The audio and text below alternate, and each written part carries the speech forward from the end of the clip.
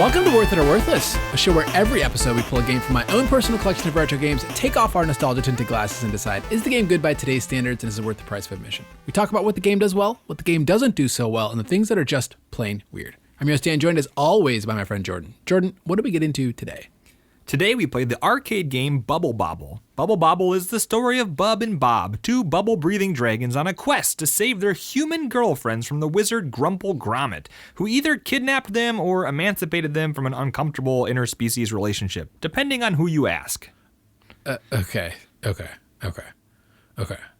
have questions. Okay. This protagonist. Yeah, well, he's got multiple names. He's either super drunk or Grumple Grommet. Grumple Grommet. See, that's jumping right into the fun facts a little early, Jordan. One of the things, according to Wikipedia, in the game's plot, Baron von Blubba has kidnapped the brothers Bubby and Bobby's girlfriends, turned the brothers into bubble dragons, Bub and Bob. Bub and Bob have to finish 100 levels in the Cave of Monsters in order to rescue them. You don't get any of that in the game itself, though. No, you got to go to Wikipedia for that. Yeah, which, if you were a kid in 1986 playing this game in the arcade, you were probably going to Wikipedia first to check out the story. Probably. Yeah. Probably. But if you didn't have Wikipedia or an owner's manual because this is an arcade game, you probably just assumed, I'm a dragon, my friend's a dragon. He's a dragon. My girlfriends aren't dragons. We're not all dragons, yeah. And we're trying to rescue two girls from a green thing. Now, this sounds eerily similar to another franchise, which plays eerily similar to this. It's the exact same story as, what's that game? I can't remember what it's called.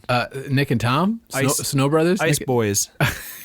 Talking about Nick the Snow Kid? One of my favorite video game Way early on in this podcast, we played a game called Snow Brothers. It's Bubble Bobble. They just ripped off Bubble Bobble. And there's two boys, and they get turned into snowmen, and they're trying to save their girlfriends from a bad guy.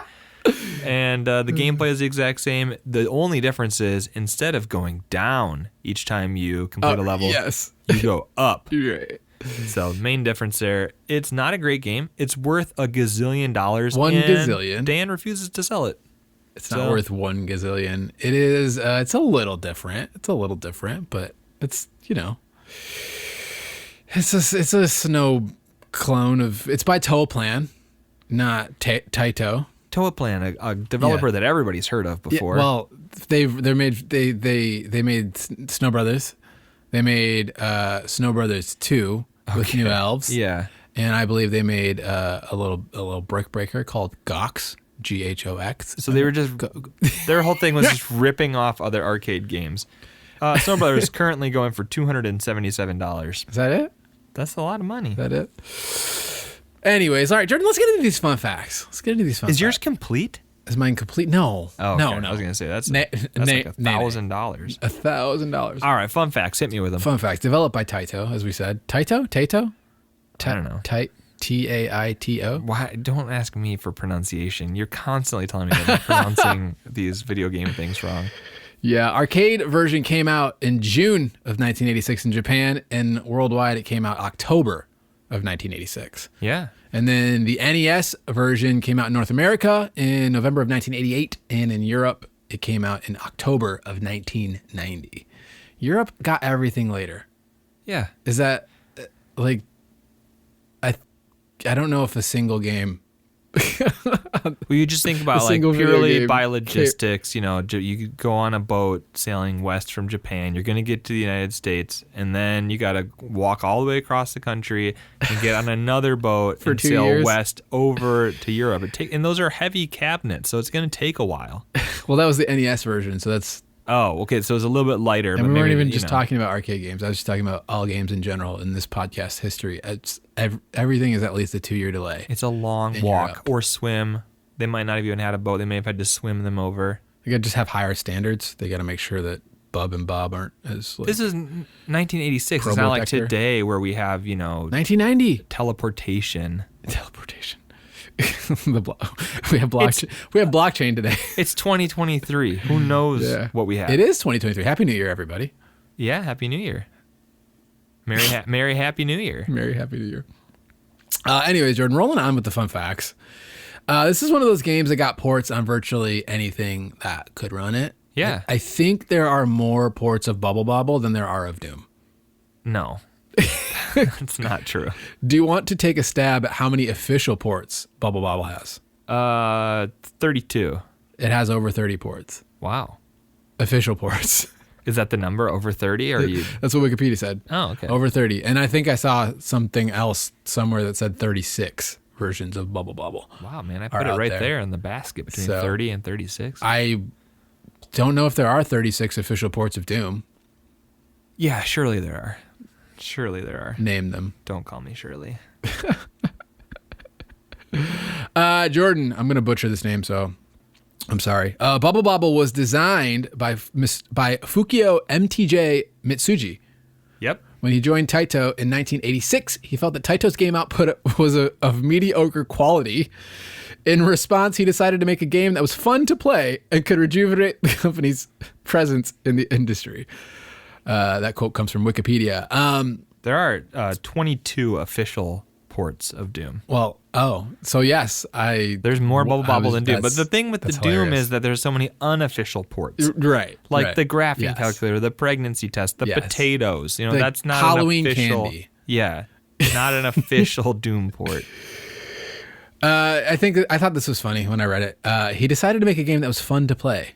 Yeah. Because my company makes mediocre games. Yeah. Let's make some games that are good and try to get relevant in the industry. Like, what a concept as a company. I saw another reason why he made this game specifically. Yeah. Did you see him talking about girlfriends in the arcade? Yeah, I did. But I thought it was because he wanted to name a character Baron von Blubba.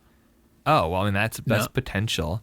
I thought this was interesting, though. He said back then, women were rarely seen in Japanese arcades. So Mitsuji later said in a video interview from Taito Legends game compilation, "So I thought bringing more couples would help solve this issue. That's why I designed cute characters and included cooperative play in Bubble Bobble." He's like, I'm going to get cute characters, make it a co-op game, and then girls will want to play with their boyfriends. Yeah, and I also saw that he was like, as he was just trying to come up with ideas for this game, he was thinking about what girls like to draw and bubbles.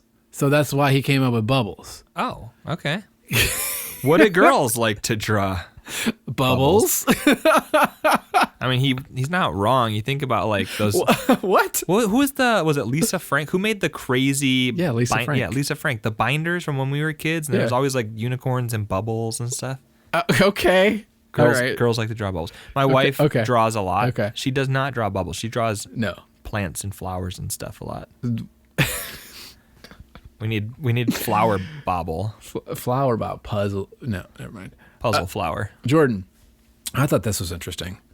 Last fun fact. In 1996, Taito announced that the source code for Bubble Bobble had been lost. Oh, no. Leading to all subsequent home conversions to be reverse engineered from an original arcade board. Wow. You think this thing has been a moneymaker for you for 10 years. You might want to protect keep a the source copy code. of that somewhere. Make a couple backup floppies. You think. This is what's wild. It happens so often, though. You hear about this all the time. I know. It's weird. Like, I think that, not to get too into game preservation here, but I think this is part of why people get so passionate about game preservation is because it's like, well, we can reverse engineer, and like, how good is that going to be? I mean, that's kind of what Digital Eclipse does with some of their ports.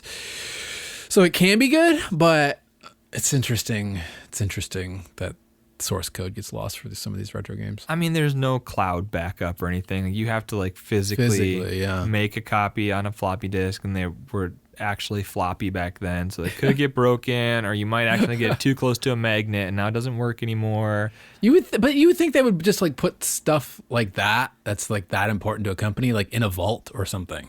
You think that this company is making like, it's not like $1 billion industry at that point. They don't have a vault. No chance Taito has a safe or a vault. A safe, right? Yes, because I don't know, man. 30 ports of Bubble Bobble don't warrant a. Space Invaders went in the safe. Yeah. Oh yeah. Bubble Bobble. Was just someone carrying that around. I haven't looked into Space Invaders. I'm not that big of a fan of that era of arcade games, but I would be curious if they also lost that. Yeah, I don't know. We should look into this. This is interesting. Jordan, that's all my fun facts. Those were so fun. Those were they? Yeah. I'm enthused. Is this your favorite video game of all time? No, but I do enjoy this one. I played a lot of Bubble Bobble Arcade. Yeah. And have you played it with 4 friends? No, I haven't. And that's the thing. It's a very different game as an individual versus playing it co-op. And finding out that it was made to be co-op makes a lot of sense. Yeah. Yeah. They really punished you for playing this one single player, but I think we'll get into that. We will. We'll get into that. Do you have anything before we move into what the game does well, Jordan? I think that's going to do it. All right.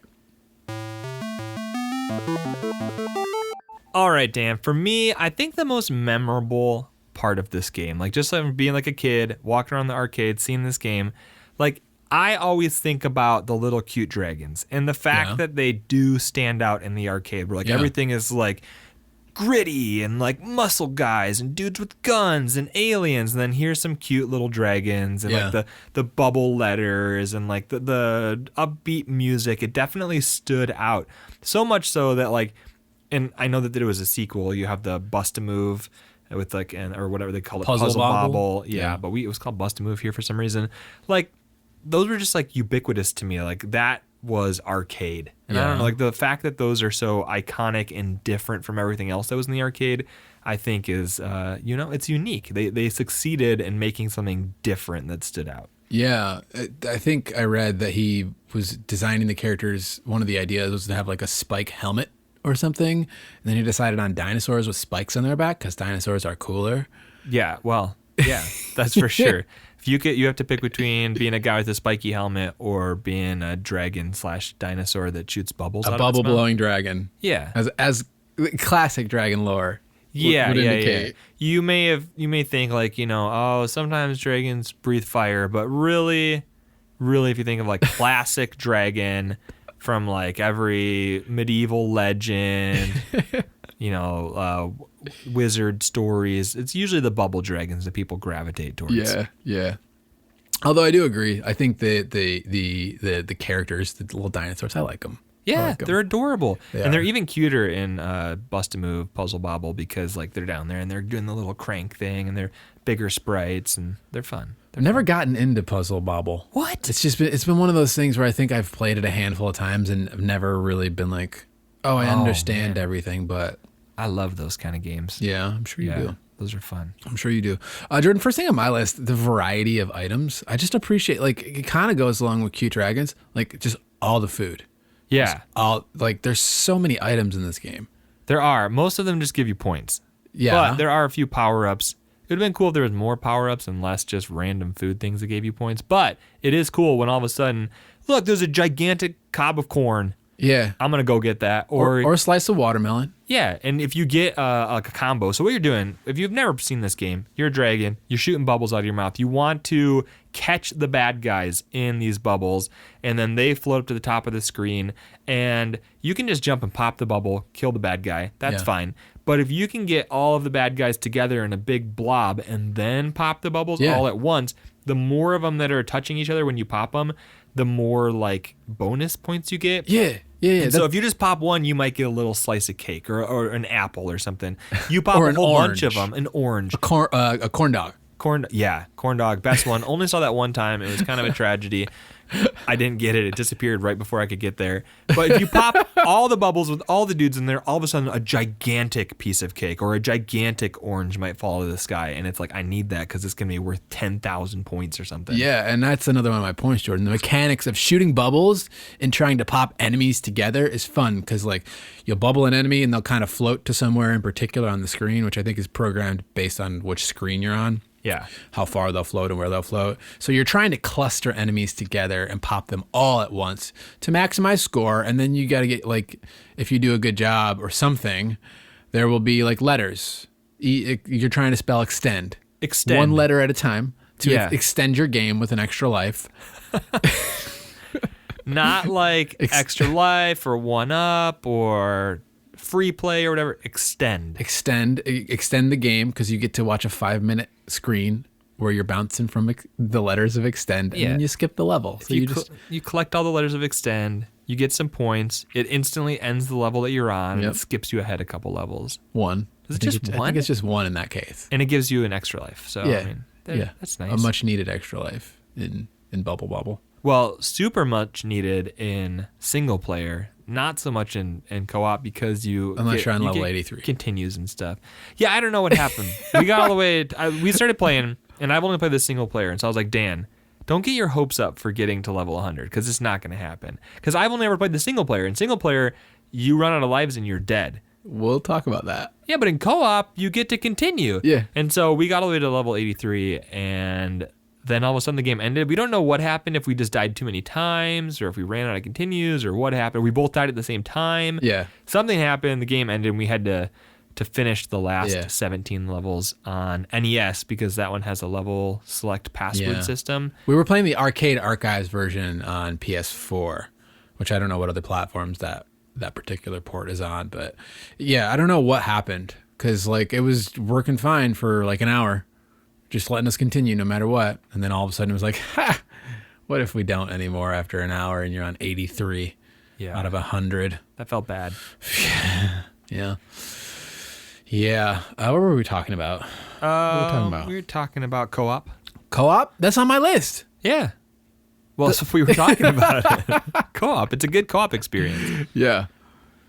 I like the fact that in co-op you can either work together in true co-op fashion, or you can compete against each other and try to get the most points.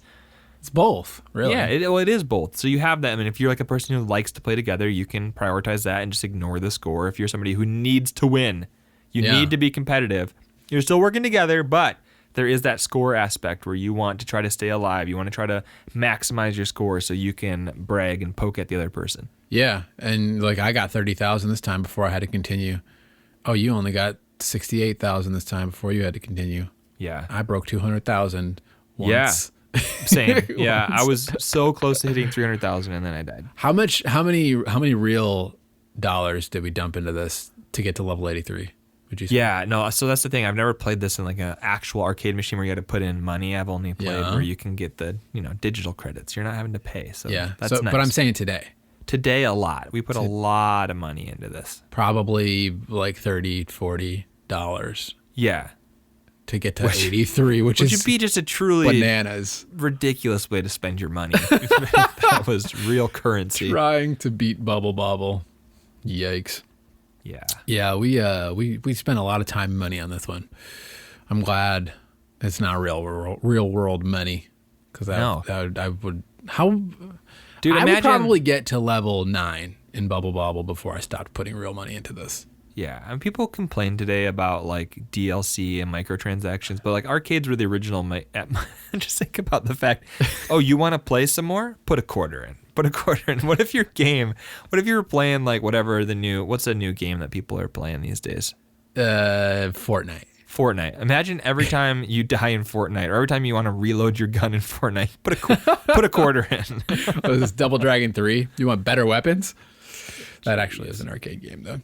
Just to pay more money to get better weapons? Yeah, that was a Double Dragon 3. We've talked about this. I forgot, man. We've covered over 100 games. We haven't covered that game yet, but that was like a real arcade, like microtransaction. I do. Yeah, I vaguely remember you talking about that. That's hilarious. Just like, hey, just pay to win. They were way ahead of their time. Pay to lose, yeah. Yeah, Jordan, I like the puzzle elements in this game. It's not, it's okay. I like the idea of the puzzle elements. There you go. I like that you have these... A lot of arcade games, like let's say Mario Bros, for example, where you're flipping turtles upside down, you're kicking them to kill them and stuff, like classic Mario Bros. That's like a pretty standard, like, this is what you do to get through the levels. Yeah. This game is very confusing sometimes. You're like, how do I beat it? Because the bubbles don't always behave the same. No matter what screen you're on. Like sometimes they'll float off to the left, or they'll float in the middle, or they won't float at all. And the enemy placement will be kind of wonky, or like there's holes in the bottom of the screen and the top of the screen that you can fall through. And a lot of the screens in this game actually require you to figure out some kind of way to beat it that's not obvious at first. And I like that idea.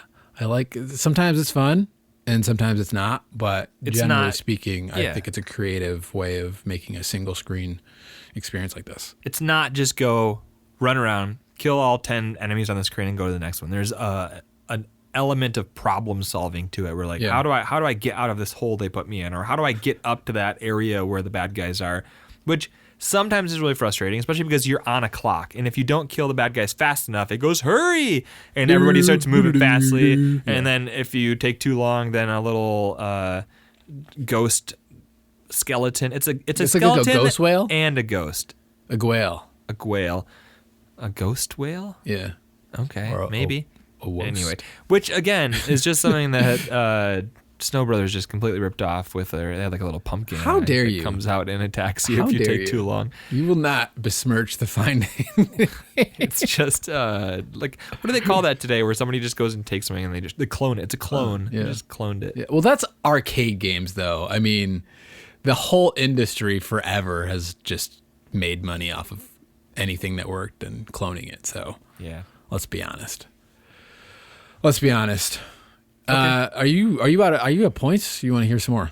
Let's see. I my last point was similar to what you just said, where it is this challenging arcade game with these puzzle elements, but the gameplay itself is very simple. So you have like the element of where it's difficult, both from a puzzle standpoint and from just like a gameplay standpoint, because the enemies are constantly changing and their behavior changes, and you have to figure out what they're doing, and you got to there's that like element where you're trying to move quickly and jump around guys, and so it's difficult in that aspect. But the actual gameplay is that classic 80s where you really just have your movement, your jump button, and your bubble blowing. And so it's simple, but there is like a depth there, and I like that balance. There's something about these old games, and I think that's why we love retro games, is because they have that where you're not like, you don't got 500 different systems that you have to memorize, which is the exact opposite of the game we were supposed to be talking about for this episode. We actually had to pull this one forward because we need a little bit more time to work on Final Fantasy Tactics, and that is a game just, you got a JRPG is the exact opposite of a classic arcade game where you have these simple elements and you have to use them to complete challenging puzzles. Yeah, you can also jump on bubbles. We should say that. Yeah, bubble jumping, which the game doesn't bounce on bubbles. Tell you about, but bubble jumping is critical to beating pretty much every level after like number 30 or something. Yeah, it's interesting. So you can like push bubbles with your face in this game, but if they touch your back, they'll pop. So that's another element of like how you have to sort of strategize with this game. There's a little bit more there than would be obvious at first glance. Yeah, it definitely rewards you for spending some time in it. Yeah. I got 2 more points, Jordan. Okay. So the game is like game over, level 83. Congrats. Do you want to play again? I was like, no, sure don't. Wish I would have beat this in the arcade. It might be one of my 2023 goals. Probably not, to beat the single player version of Bubble Bobble. Why would I do that? I don't know. It just sounds interesting. NES version has a password system, Jordan. It does. And I like that. And just a straight up continue. When you die, it's like, want to continue? Yeah, I do want to continue. Yeah. So I like the password system. So we were like, okay, we failed at 83. So we went over to the NES version. Yes. And played 83 through 100 over there. Yes. For the same amount of time that we played the first 83 levels of the arcade version. We spent a lot of time on the final boss. That final boss was tricky. It wasn't even just the final boss. The last 17 levels of this game are just a lot. There's a lot. Yeah, we'll get there. It gets a lot harder, but I appreciate that the NES port of this just lets you not have it all in one go. Like, oh, maybe you're only in the mood for 30 levels of Bubble Bobble. Maybe you come back tomorrow with the password. Yeah. And do another 15, and then maybe the next day you do another 5, and then another 5 till you can tolerate the entire game. It is nice. By passwords. During the last one, secrets. There's a lot. So there is a lot that this game doesn't tell you beyond just bubble jumping, and like I think it might tell you that you have to hit the bubbles with your back to pop them, but I don't know. I don't think it tells you anything, man. I think it just like throws you in and hope for the best. What's that? What's it called when arcade modes are like flashing their screens or whatever? Oh, attract mode. Attract mode, yes. It might tell you there, but I'm not sure. But yeah, there's a lot here. Like sometimes you'll go into a level and the screen will flash, and we're like, what does this mean? So we pause the game, and it's like, oh, that means a special item is going to pop up. Yeah. It gives you a little chime, and it's like, okay, there's going to be a special item. If you wait long enough, it'll kill everything on the screen. Yeah, like I read that if you beat the first 20, 30, or 40 levels without dying, it gives you like a hint towards like the real ending, or like there's a lot of like non-obvious stuff and like ways to skip levels and power-ups and ways to maximize your score. There's a lot to Bubble Bobble that it just doesn't, you would never know unless you really like studied Bubble Bobble, I think. And I think that's played it a bunch. No. Yeah, how would you ever figure out that the screen flashing is like, this is what it means? Is like an item's going to pop up. You know what I'm saying? Like, you eventually put it together, I think. Okay. I spent a bunch of time playing this game and got pretty good at it and like figured out all the like multiplier stuff and changing stuff together and unlocking some of that secret stuff. And I think, I don't know, I don't think I Googled much of it. Oh my word. I think you kind of just eventually figure it out. I didn't Google much of it. I found a single page that told me everything in a paragraph. All right. So you spent 4 hours Googling it. You had to write a dissertation. Anyways, I like the secrets in this game. I like that there is more there than would meet the eye. And I appreciate that. And that wraps up my TED Talk about what's great about Bubble Bobble. All right, let's move on to what the game doesn't do so well. All right, Dan, I think for me, the number one thing that kind of bugs me about this game is I want there to be more responsive controls. Yeah. Like the fact that so much of this relies on like tight jumping and quick movement and getting out of the way of bad guys, and like the controls are a little bit loosey-goosey to be able to control your dude in the way that you want to. So you don't like being able to move forward like 4 pixels when you jump in the air? Like you would prefer a little bit more momentum or movement in the air? Yeah. Or a little more precision control? I'd be interested to see if the more modern versions of this have fixed that, because I love the actual like core gameplay loop. Yeah. But the controls itself are the weak point here that kind of let you down. And yeah. So, and especially like, even when we went to the NES version, it has different physics, and I feel like the NES version might have controlled a little bit better. Maybe it's. I don't think it's like that different. No, but and there's some major downsides to the NES version. So I'm not like saying like that's the way to play, but I wonder if some of the ports or the more modern versions tightened up the controls a little bit. I think they did. But yeah, I think the arcade game plays the movements a little bit faster than the NES, but maybe the NES is a bit more responsive. But yeah, this is one of those things where you're like, you fall super slow. Yes. Again, like a dragon would fall, like real gravity. You don't have wings though, so it's not like you're slowing your descent. You just are. Yeah, but you can. Well, you're full of bubbles. You're full of bubbles, and that's keeping you from falling fast. That's true. But you can like run left and right way faster than you can fall down.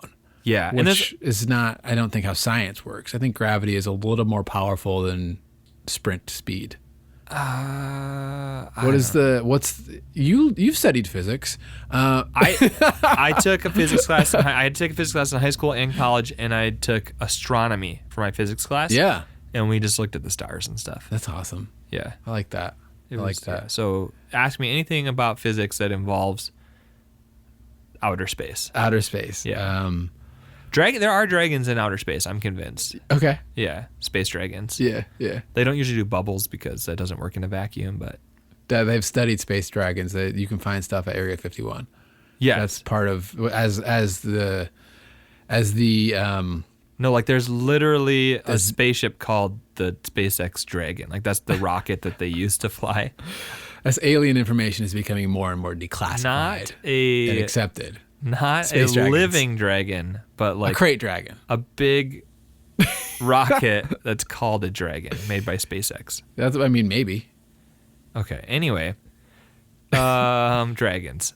Dragons, gravity. The physics is weird. The physics are weird. The controls are weird. Yeah, you can jump forward 4 or 5 pixels. It's not great. Not great. No, maybe a little more. Maybe if you got some momentum, but if you just jump straight up and try to move, you're going like 4 pixels. Yeah, it's weird. It doesn't feel right. And you know where you're going 4 pixels? On some really weird collision that you cannot. Yes. Is that a platform? Maybe. Maybe not. Can I jump on there? Well, as long as your full body lands on it. But like if you miss that jump, with the full width of your sprite, you're not getting on that platform. And the reason this matters ties into my second point about what the game doesn't do so well is that the level design gets so wonky so quickly. Yeah. And it's like you need to have fine control because this is like some very precise platforming that you're doing, and you're doing it while trying to stay away from like 15 different enemies, and they're all acting differently. And so you need to have fine, tight controls, but the levels are so wonky, and you don't have like, it just gets real weird real fast, and it's not great. It's a bad combination. It's like your sort of hit detection for how wide your character is and things that will kill you is like 4 times as wide as your like platformer detection. The platformer detection's like 3 pixels wide in the middle of your character, and if that doesn't, it's like, it's real weird. And then the way that they are pretty wide and short, like they got a weird center of gravity. Dan. You need to be a little bit more generous to them. I can't be generous because they because can't control their anatomical features. Okay. Bob and Bob. They're not there for. You would have been on Grimple Grumple's side, wouldn't you? You'd been stealing away their girlfriends. These are some weird dragons. They don't deserve to have. Blubba, bro. They don't deserve to have girlfriends. Anyways, the reason this really matters is because of the way that they stick enemy placement in like certain narrow corridors and stuff like that, and like because you're on a timer, and like it's just some of the it just makes the game frustrating, and like to an unnecessary extent, I think. Some of the screens are just like who designed this? This is awful. Like 83 where we died. They're like, let's put a Space Invader guy in the middle of the map, and you have to like jump from the bottom where he's like shooting constantly. Oh, and we should say though, the so there are actual Space Invader enemies in this game. Yeah. And they're kind of annoying because they shoot down through platforms and can kill you. But one of the coolest things about this game is I loved the animation. When you get killed by a Space Invader, your dragon like turns into magma and like melts away. And it's like a Looney Tunes, like it you turn into ash and then you disintegrate. It's awesome. I loved it. But not just like normal ash. It's like you like go orange and then black. It's so good. I like that was you don't get unique death animations for anything else in this game except for that, and I loved it. Is his favorite cutscene. Is when this little not cute, a cute little dragon just a turned little into death animation. A pile of dust. Jordan, music in this one's repetitive. You get one song for an hour. It is, but I didn't really notice it in the arcade version as much. That was fine. No. It didn't bug me. The NES version. NES version's real rough. It's pretty rough. And Dan, he's been complaining about this forever. Whenever we like try to compare Snow Bros to Bubble Bobble, he's always like, the Bubble Bobble theme song is so annoying. But we got to the boss, level 100, and you get a different song. To listen to for another hour. Yeah. It picks up the pace. It gets kind of intense. I liked it. As you try to shoot 60 lightning bolts, and you better pop the boss bubble. Oh my gosh. You hit it 60 times. You guys, we fought this boss so many times. And this is where the co-op kind of hurts you against the boss because you have to hit him with these lightning bolt bubbles. And when a lightning bolt bubble hits your partner, it freezes them, and so you basically have to play as single player. So we played it about 1,000 times. Dan finally manages to kill this thing, and it's in a bubble. And we're like, is this a cutscene? What's going on? Dan's just standing there, and he stands there long enough that the thing escapes from its bubble. And now, okay, first of all, I've talked about this before. How much HP should a boss have? 3. You should have to hit a boss 3 times and then it dies, or at the very least, it goes to its next phase and you have to hit that 3 times and then it's dead. 6 maximum hits, okay? So you have to hit this thing 60 times. 60 times. 60 times. That's so many times. Thankfully, it has a health counter, so you know when you're getting close. So Dan kills this thing 60 times. He hits it with lightning bolts. It goes into a bubble. He's just standing there. It escapes. And now it's moving twice as fast. It's angry, flashing red. It's moving super fast. It's shooting out these projectiles that are almost impossible to avoid. And it has 60 more health. So you have to hit it 120. He died, of course, because there's no way you're beating that thing. The next time, not the next time. Many tries later. He kills the thing. It's in the bubble. You pop it one time, and it's done. It's game over. You don't have to hit it 120 times. Only 60. Game over. Bad end. Yeah, you got the bad end. Because... and this is going to spoil our trivia, but it's worth it. You have to complete the game with a friend if you want to see Bubble Bobble's good ending. And then to get the true ending, you have to complete the game again on the even trickier super mode. Yeah, but why we started it in co-op? Do both players have to be alive to get the not bad end? Yes.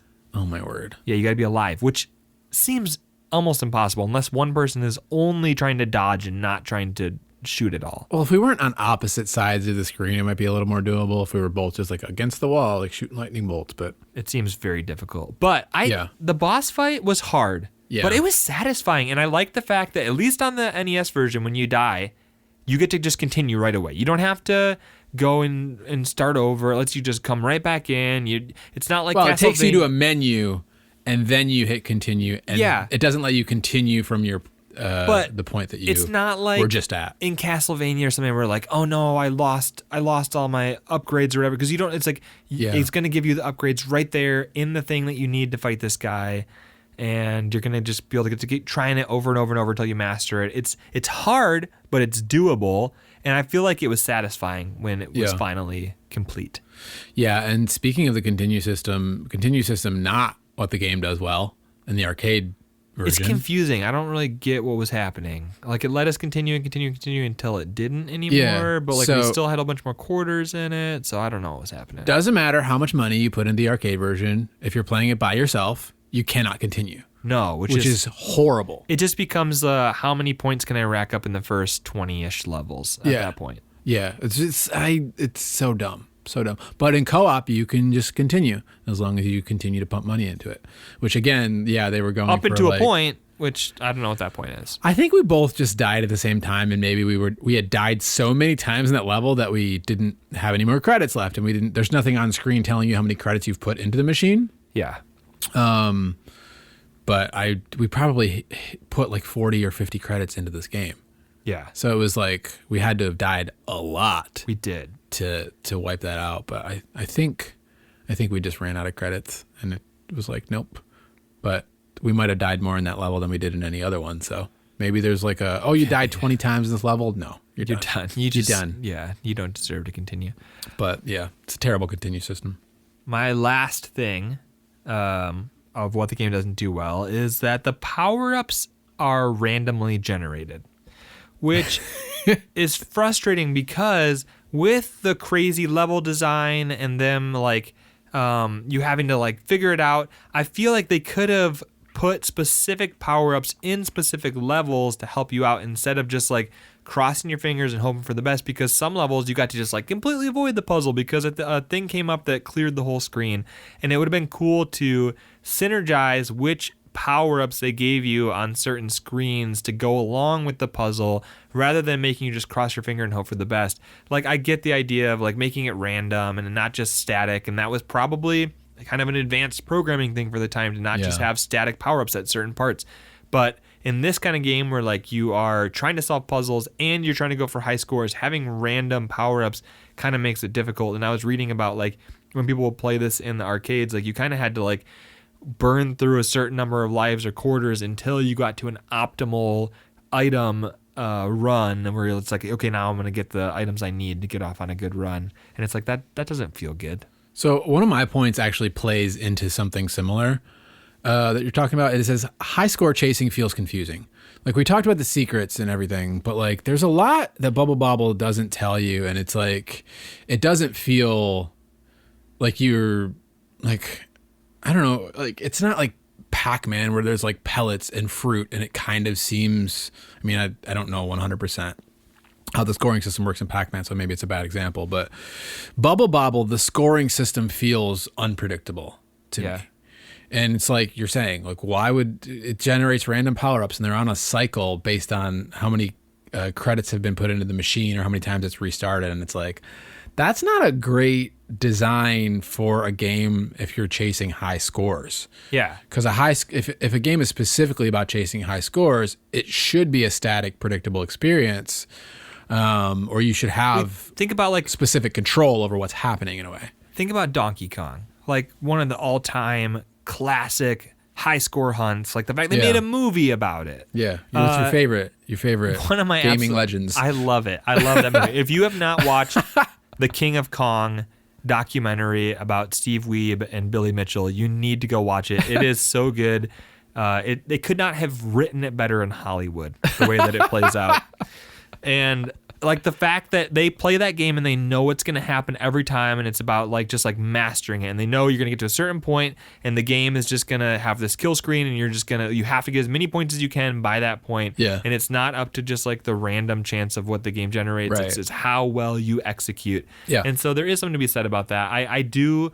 Like, I'm not trying to, like, bash randomness in video games. Because No. Like, I love that, and especially, like, from playing, like, lots of roguelikes and stuff, like, having that randomness is cool, and it makes the game more replayable. Yeah. But in a game like this where it's not that kind of game, and you are getting that same progression through screens each time, and you're trying to chase a high score, just leaving what you get up to complete randomness is kind of wonky.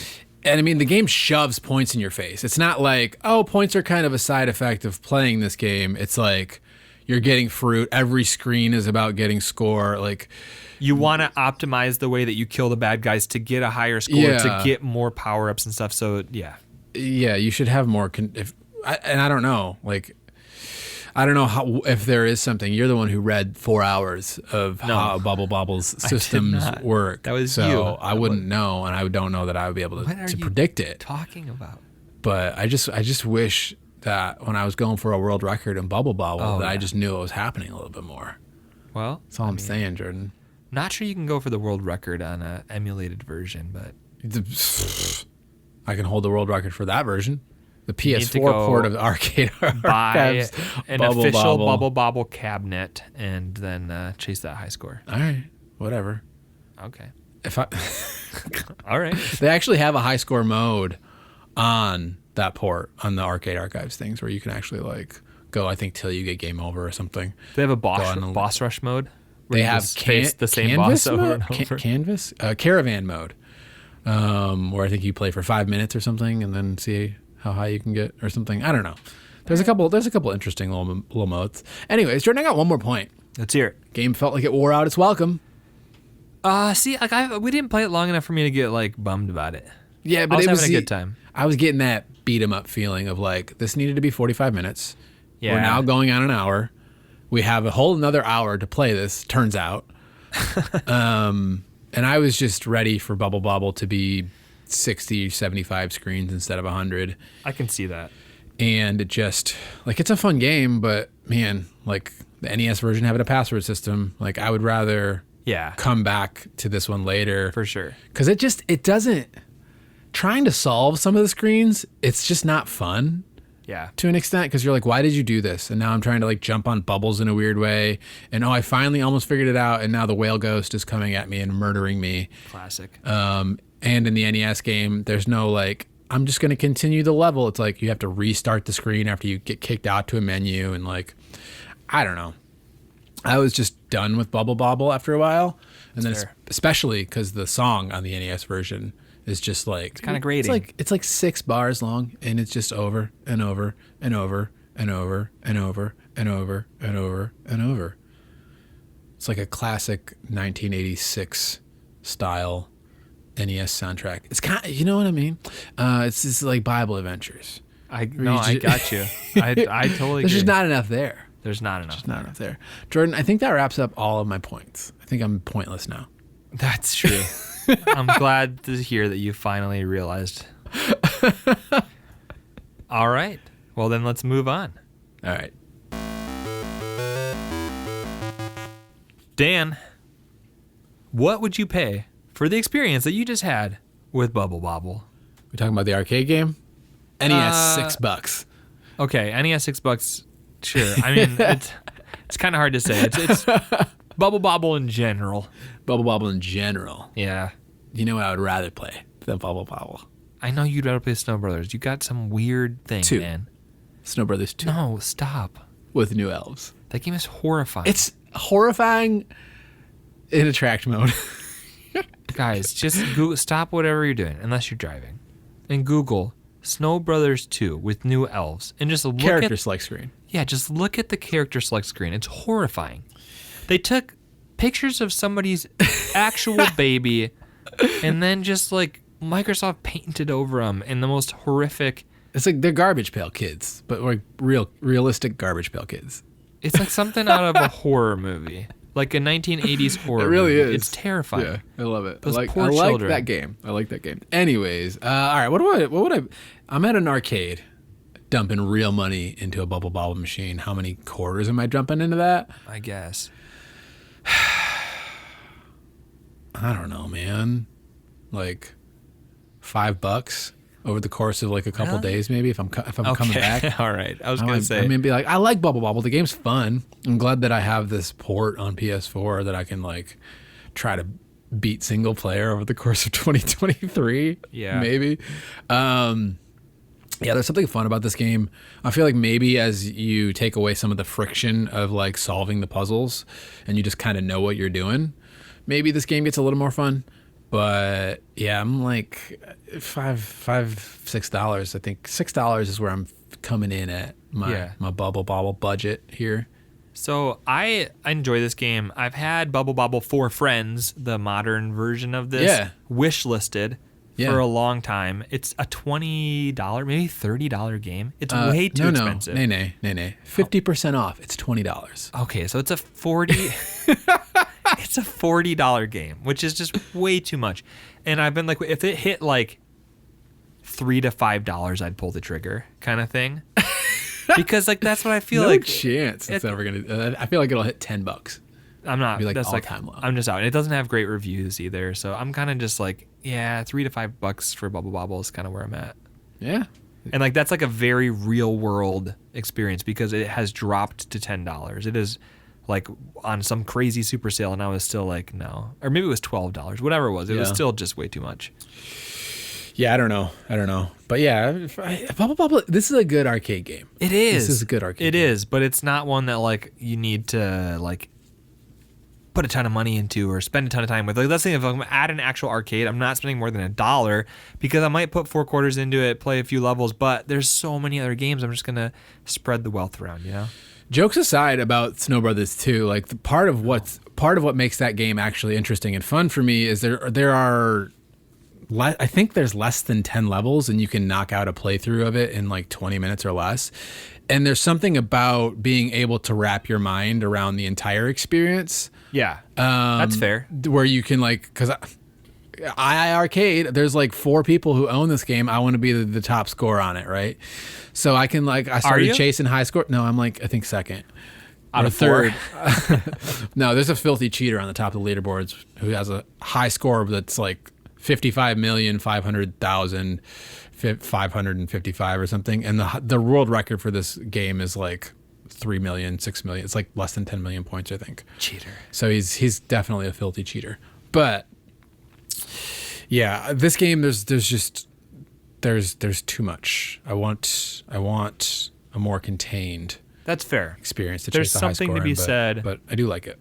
There's something to be said about quality over quantity. Yes, like Snow Brothers 2 with new elves. Look at those characters. You get 4 characters. They're not just a palette swap. They do different things. That's a high quality arcade experience. All right, we're not talking about Snow Brothers anymore. All right, Dan, what do you think a loose copy of this on NES is going for?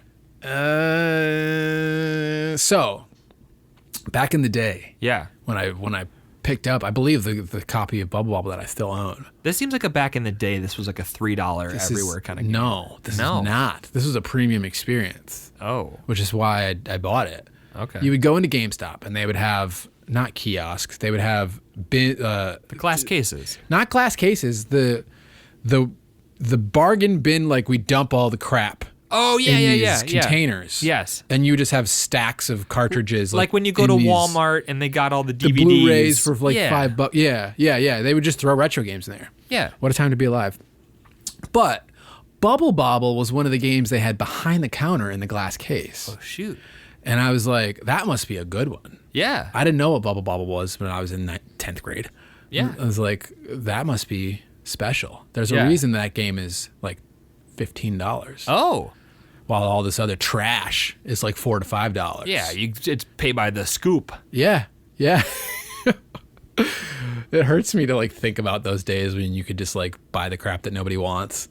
And now it's like, well, this $60, $70, $80, $120. You wish you had hoarded more back in the day? I do. Do you think 20 years from now you're going to be saying, oh man, I wish I would have hoarded more in 2023 when games were so cheap? Yikes! It's an investment that I plan to never cash in on. Anyways, so yeah, I think I paid about $15 back in 2003 or something, 2002 for this old chestnut. Okay, and so I think it stayed right about there. I think it's about $15 to $20. Yes, you're right. It's going for $16 loose on the NES, $109 complete. Ooh, if you got that box. Maybe I'll go after that. Maybe I need a complete copy of Bubble Bobble in my life. Yeah. So yeah, that's interesting that that one has stayed pretty much even. 2023 goals. I'm just going to become a complete in-box Bubble Bobble collector. Yeah, well, you could be like that guy who is trying to collect every copy of Sneak Thief, the Burger King game. Sneaking? Oh, Sneak King? Sneaking, yeah. Oh, I thought it was Sneak King. Yeah, Sneak King. Why did I say Sneak Thief? I don't know. Anyway, it's a Burger King game. This guy's trying to collect every copy. You could be that guy for Bubble Bobble. There's no way you could collect every copy. Of what? Of that sneaking game. Have you seen this guy? I've seen this guy. And I'm pretty sure there are way too many copies of that. Yeah, I mean they were just giving it out, right? This guy has over 3,000 copies. Yeah, that's not even close to how many copies they would have. No, there's a picture of him looking like I've seen this picture. Like a Viking. Yeah. Sitting on a throne of Sneak King games. Look at this guy. Wow. Just Google Sneak King collection. The first thing that pops up is this crazy Viking guy sitting on a throne of Sneak King games. Some people collect Pokemon cards of the same Pokemon. Some people like fast food restaurants. Xbox 360 This is why I'm wondering, when does the collection become hoarding? Like, when does it cross that line? I'm pretty sure there are clinical definitions that help clarify these when people seek help for something like, I own 3,000 copies of Sneaking. I wonder if he has a cat. What's wrong with cats? No, I'm just saying, the whole cat poop thing. I see. Yeah. So you're bringing that back? Yeah. Bringing that back. What was it, 2019? Oldie but a goodie. Oldie but a goodie. All right, Dan. You got trivia? I did have trivia. I decided to bust it out early because we were discussing the co-op nature of Bubble Bobble. So I don't have trivia anymore. Well, I got trivia for you, Jordan. Ooh. We got the Voice of a Generation segment. Okay, let's hear it. This is where we poll our patrons over at patreon.com/worth for questions for Jordan. And I don't know what's coming. He doesn't know what's coming. So these are kind of rapid fire, quick topics, just to hear what this madman has to say about certain things. Yeah. So we got four questions for you today, Jordan. All right. Okay, let's hear it. Tetris or Rampart? This one comes from Shanks. Tetris. Tetris? Yeah. Yeah, Tetris. You don't fawn about Tetris the same way you fawn about Rampart. This is the thing. Everybody knows how good Tetris is. The people don't know about Rampart. People don't know. You got to do Rampart more legwork. is his Snow Brothers too. It's like nobody needs to tell you that Qdoba is the best burrito around. Everybody just knows that, you know? Right, whatever. Yeah, Chipotle's really not been... I can't... I love to hear it. It bums me out. But, like, imagine if you... I don't even want to talk about... We don't need to talk about food. But imagine, like, there was one really good location that was just always did a fantastic job making their food. Yeah. Like the Taco Bell we used to work at. Yeah. Oh, yeah. Phenomenal Taco Bell. Best in the state. When I got hired, we were the number 7 Taco Bell in the nation. And then by the time I was there, we were the number 1. No. Correlation? That never happened. Causation? Never happened. I'll let you decide. But there are people probably like, Taco Bell is awful. The food's never good. They always screwed up. Well, if you came to our Taco Bell, you get good food. I feel like that's the case why I've been on this Chipotle defense for years. I'll eat any Taco Bell, any place in the country, every day of the week. I don't give one dirt about their reputation. You try to tell me Taco Bell's not delicious? No, it is. You're lying to yourself. People. Oh yeah, but I'm saying I've been beating this Chipotle drum based on one location that does a good job generally, and even they've been slipping. Yeah. So it's bad. It's just not a good. Anyways, so Retro Librarian Gamer followed up this Tetris or Rampart with Halo or Rampart. Halo. Halo? He had a moment. No, he had like a little indigestion there for a second. I don't want people to get the wrong message here. Rampart is a great game. Yeah. It's just an underrated game. So I feel like I had to be a little bit hyperbolic to help people understand how good it is. Is it as good as Halo? No, it's not as good as Halo. Are you kidding me? There's not very many games out there that are as good as Halo. He Is it says as good he's as being- Tetris? No, of course not. Tetris is one of the greatest games of all time, people. Jordan, you say you're being hyperbolic. Run the people through my birthday presents from you for the last couple of years. Dan, last year, I got Dan Rampart for the NES and Rampart for the Super Famicom. Regular Famicom. Famicom. Not Super Famicom. The family computer Yeah. in Japan. This year, I got Dan a copy of Rampart for Game Boy Advance. Complete in box. Complete in box. Which was also, it was a duel. It was a 2 games on one cartridge. It also came with Gauntlet, Yeah. which is a game because it has the funny line, Wizard needs food badly. Yeah. So that's a great That's why it's a great game, gift. because it has a funny line.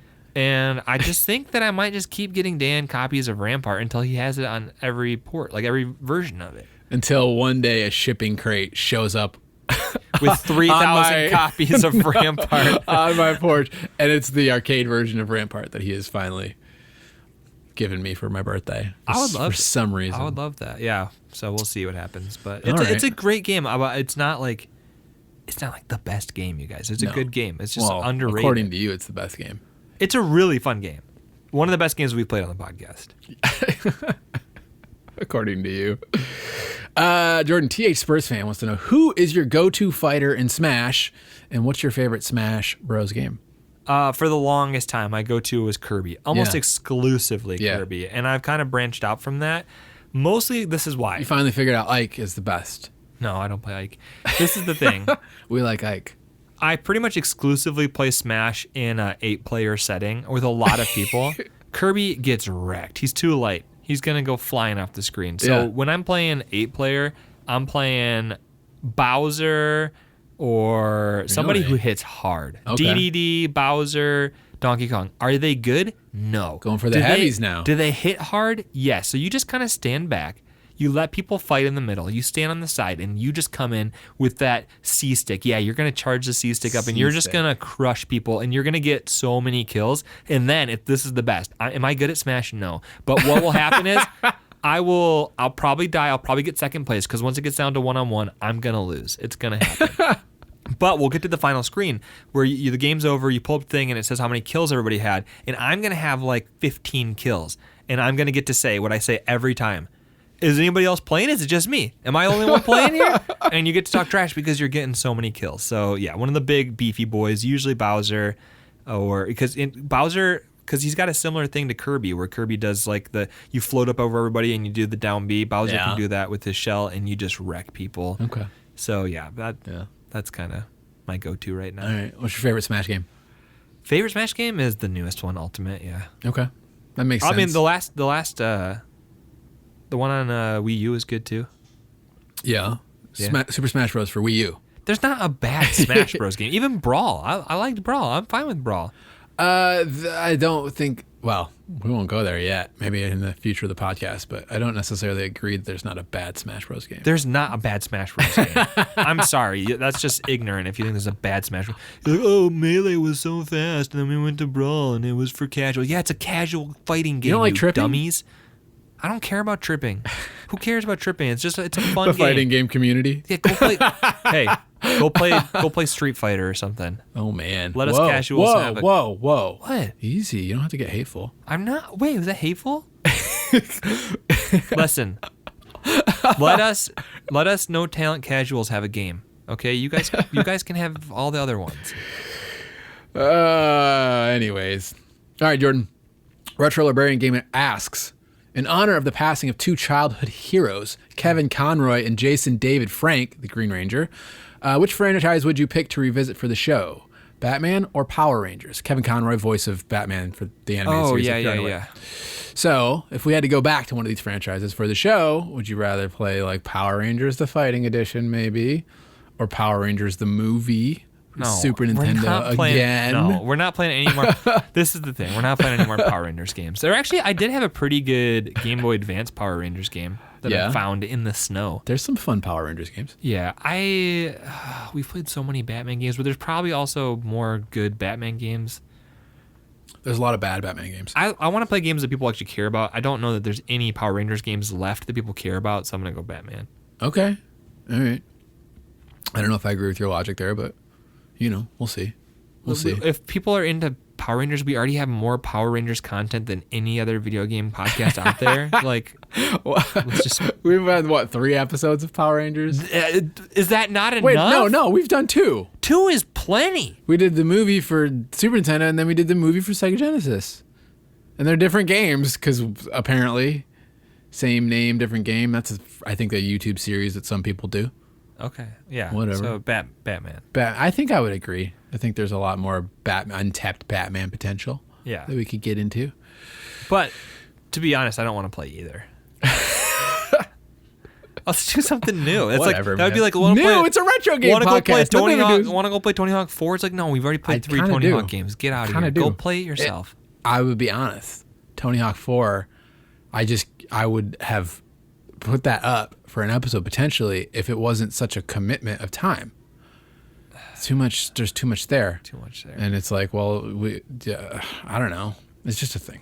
There you go. All right. Well, there you have it. Is that all? No. There's more. We got one last question. Okay. Jordan. All right. Shiffish asks, Duke Nukem 64 or Doom 64? I have. Have I played it? Yeah. Have I played those? No. I don't know. No. Probably Doom. Probably Doom. Yeah. Probably Doom. Yeah. I think probably Doom. Probably more appropriate. Yeah. Well, I think Duke Nukem 64. I don't know if there's like there's a couple Duke Nukem games. I think one of them's like a weird third-person one, and then I think one of them's like a port of like whatever the main first-person shooter. What's the Mutants in Manhattan? I think is Okay. Anyway, Doom is. Doom 64. So there you go. There's a little voice of narration. If you want to hear more, like we've had 2 AMAs now for the Patreon subscribers. Yeah. The second one's going to come out soon. Or me and Dan both answer lots of questions people ask. If you're like, I want to ask questions, you can join us on Patreon. You can check out those 2 AMAs, and For just $2 a month, you get early access to this show and you get extended segments. On this episode of the podcast for our patrons, we're talking about our Game of the Year 2022 and some other stuff. We kind of compare stuff to how it ranks against other podcast games. What are some modern games that are like Bubble Bobble that you could play if you want to play that kind of experience but not go back to 1986? You know, it's a whole thing. But before we get to our Patreon segments, Jordan, we have another new segment that we're rolling out, the monthly quest. This is sort of like taking the place of the old bounty, where we propose a monthly question to our community, specifically to respond to on Discord, and we have another interesting discussion. Okay, what's this month? This month we asked if you could make an officially licensed sequel to any retro game, what would it be? Oh wow, yeah. Oh wow, yeah. No, I know. I already have it. You have it? Yeah. You have it? It was gonna be Rampart. It's gonna. Oh, I knew it. I want a modern version of Rampart that takes like, the fine-tuned Tetris that we've gotten over the last few years. Put some roguelike elements into it. Some roguelike elements, but you also just like take the advantage of the last 30 years of tower defense games. Like, this kind of was like a very early tower defense game, maybe the earliest tower defense game, and kind of taking all of the stuff that the genre has added over the years. Yeah, you could put like some Minecraft elements in there where you actually have to go out and farm bricks. You could have like a town. I'm out. You could manage a town. It could be a whole simulator. No, I don't want that. Why don't you want that? I don't want that. No, I just want it to be, you still want it to be Tetris and tower defense as the basics. Rampart needs to evolve. It needs to become more like a tycoon game. I want Rampart DX. Just give me the deluxe version. He wants the Game Boy Color port of Rampart. You can update your cannons and all that stuff. You can get fancy ones. You're not being attacked by pirate ships. You're being attacked by, you start with pirate ships, and then you get up to, and then it's like World War II kind of stuff, and then all of a sudden there's aliens. And it's just aliens? Yeah, it's progressing. It's Civ. It's civilization. It's progressing, yeah. I want that. That's why we never got Rampart, is because we have Civ, Jordan, and it's a better franchise. It's not the same. Okay, what about you? What about me? I'll let you chew on that. I'm going to read some of the community responses to this, Jordan, and I'll see if you can come up with what you really think. I didn't think too hard about this until right before the episode. Okay. So you may not be able to peg me on this. But you want to get Dan's answer, you're going to have to come on Discord. Think about it. No, I'm going to tell you. Oh. But I'm going to run through some community responses first. Oh, okay. I see what you're saying. We're going to have a discussion, Jordan. We bring the people and we discuss what they think. Gotcha. We discussed, like Adamus Prime said he would like a Bionic Commando sequel officially, like the NES style, and he's like maybe add jumping. Jumping, that'd be good. Also mentioned Wario Land 5, which I would love Wario Land 5. Yeah. I don't think I've played 3 or 4. I only played the first one, but it was great. I loved. So we need to cover that game on this podcast. We do. I have it on my 3DS, like the GB whatever classic, whatever they call it, eShop thing. And one of the things that I love doing on that was when you have like the little bucket dumping game or whatever. Yeah. Just make a save state right before you dump the buckets. Oh, and you just cheat, and then you get all the money. That's cheating. I haven't finished it, so I don't know how big my castle is, but it's going to be really big when I finish. Whenever I get back to the 3D port. I remember earlier when he was complaining about people cheating, and now he's cheating. What are you talking about? Jordan, TA Spurs fan says Dungeons and Dragons Shadow over Mystara. That's a beat 'em up. Yeah, no, I've played some of those. Those are fun. Yeah. We almost, for this episode actually, Tower of Doom was on the poll for Patreon, which again, if you subscribe on Patreon, you get to vote on the polls for the games that we cover on this podcast. He would like more character classes and like Streets of Rage 4 or Shredder's Revenge. Like that would be a cool like modern fantasy beat 'em up. I would be totally on board for that. Yeah. Add some of that RPG element to the beat 'em up. A little bit of more like a deep Castle Crashers maybe? Yeah. That'd be cool. That would be cool. I like that. Rock and Roll Racing comes from SNES's Life, which is a video game, I think, that has a good soundtrack, and it's racing. Yeah, Rock and Roll Racing. Rock and Roll Racing. He was saying audio and graphics, like MotorStorm, implement the weapon system from like MotorStorm. I don't know, man. I have no clue. Know. Sounds cool. MotorStorm. Add a licensed soundtrack. Rock and Roll, good. MotorStorm. Cool. Very cool. Yep. We got Tecmo Super Bowl. Yeah. Classic. Yeah. That's another one we got to get to on this podcast. That's just Blitz. Just make Blitz. Yeah. I believe Better with Horns pointed that one out. But yeah, Tecmo Super Bowl. You didn't like playing me in that game.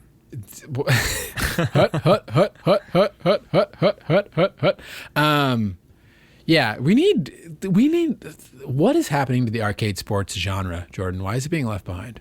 It's very expensive to license people. But no, you make a good you make just an unlicensed. No, that's fine. No one wants that. That's fine. I want that. Jordan Shanks says Symphony of the Night 2. All right. It makes me sad you haven't played Symphony of the Night. I would like Symphony of the Night too. He says he plays Alucard once again, bring back all the things that made the original a masterpiece and a few new surprises. I thought Symphony of the Night was the sequel to Wii Music. That's not true? No. Oh, okay. Maybe that's guys. He's probably gonna hate Symphony of the Night. Maybe that's Symphony of the Day, and that's day. Gonna be heartbreaking. Wait, why would I hate it? Isn't it just Castlevania? I liked all the Castlevania games we played so far. Yeah, but it's like Super Metroid Castlevania. I liked Super you're Metroid. You're probably gonna hate it because you should love it. I liked Super Metroid. I liked Metroid Fusion or whatever the heck we played. Why do you? Whatever, man. I know you. Do they add a whole bunch of like random encounters and skill trees and crap into it? He's not saying no. He's not saying no. And Jordan Chairshot brings up Dark Cloud 3. Yeah, Dark Cloud. You know about Dark Cloud? I had a whole chat with him on the Discord about Dark Cloud. I got the PS2 game like at some garage sale or something. I don't know. I played a lot of Dark Cloud. I got to like the second. So you're building a village, and then you go into this cave, and you're doing this. You're going down there, and you're fighting monsters. And you bring this stuff back up, and you use it to build your village, and then you move to another village. And then I got to the second village, and I was like, "This is too grindy. Like I don't want to keep going and killing bad guys to build my village." So I didn't. Okay. I enjoyed what I played, but yeah. This is a franchise people like. People talk positively about Dark Cloud, so maybe Chairshot's right. All right. Did you figure out what officially licensed retro game sequel I would make? No. Yeah. Do you have just one guess, right? Ninja Turtles. It's Ninja Turtles. No. It's not Ninja Turtles. It's not Mega Man 12. Jordan, NHL Hits. NHL Hits. Yeah, that'd be great. Where's it at? I would love that. But you can, when they lost the NFL license for Blitz, they made Blitz the league, and it was just like a bunch of fake teams, and they made like a cool story mode. I would love that. Just give me like an infinitely replayable hockey game? Hits game where I don't have to worry about rosters or, you could do the whole, Yeah, you could but do the think about Fire it. Pro Wrestling thing where it's just completely customizable, make your own league, But think about it. add roguelike elements. They would ruin it. They would do what every sports game has now, where you got to like pay to unlock a booster pack. It's like, oh, you got a guy with these stats. There'd be loot boxes. Yeah. You get some new gloves. You get classic jerseys that aren't real jerseys, but they look like they're real jerseys. That's what I'm saying. Oh. They would ruin it. Oh, They would EA, ruin take it. my money. Yeah, exactly. They want to foster a sense of accomplishment. Shout out to NHL Hits. Which is a very highly ranked in my before and after Patreon podcast list. So, Jordan, next month, Yeah. we're gonna be. What the community corner is gonna be I don't know. for January Arcade. Have we even said it's January Arcade? It is. Yeah. So we got a little arcade thing. Jordan, you're down to your last 50 cents at the arcade. Where are you going? Hop on Discord. Let us know. I'm not asking you now. I know. I love I'm that. asking you in a month. Is this 50 cents like back in the day when that got you 2 plays, or is that 50 cents now where you can only play half of a game with 50 cents? You can't pay half of a game with it. If it was modern day, it would be you're down to your last $3, which $6. So basically, you got one more play left. What are you playing? We went to an arcade for my birthday. We did. And like some of the games were like $6. But they to trick play you. with. They don't say it's dollars. It's like, this is 40 credits. 40 and you're credit, like, what's yeah. a credit? Well, Yeah. it's 1/17 of Yeah. a dollar. 1 credit is 50 cents. This game is 6 credits. Like, Ugh. what do you got? Like, this game's 12 credits. It's like, oh. We had a Groupon, so it wasn't so bad. Yeah. It was But good. It was I fun. can't imagine going there and paying the actual prices. Yeah, so let us know. Hop on Discord. Join us on Discord. You can find the link in the description of this podcast. Yeah. We haven't plugged that in a while. No, Join us on Discord. Come hang out. It's fun. Lots of good people on there.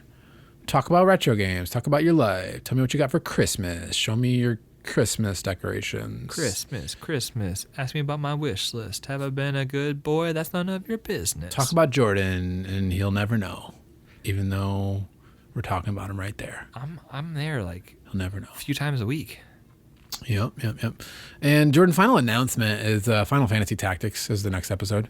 Hopefully. It was supposed to be this episode, Yeah. but it got pushed back so we could play it more. It's just been kind of a crazy few weeks, so we got more Final Fantasy Tactics. That's a video game that a lot of people like. I keep going back and forth between loving his it and favorite game? hating it. Really? That's more positive than your initial first impressions. Loving it might be too Yeah. strong. Enjoying it and really not enjoying it. So it just depends. I'm interested to see where I end up on it, if it's going to swing back towards enjoying it. Yeah. But so that'll be sometime soon. Hopefully, December kind of got delayed, so hopefully maybe we'll get a couple episodes out closer together. But Yeah, But we'll we'll do have our to see. best.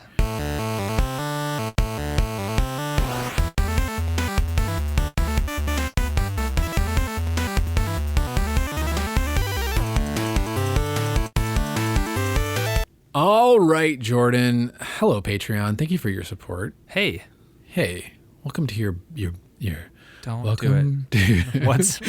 to your Bobble bonus content. We're just gonna jump right in. We're gonna jump right in and pretend that never happened. We're going to jump the shark. We got before and after, Jordan.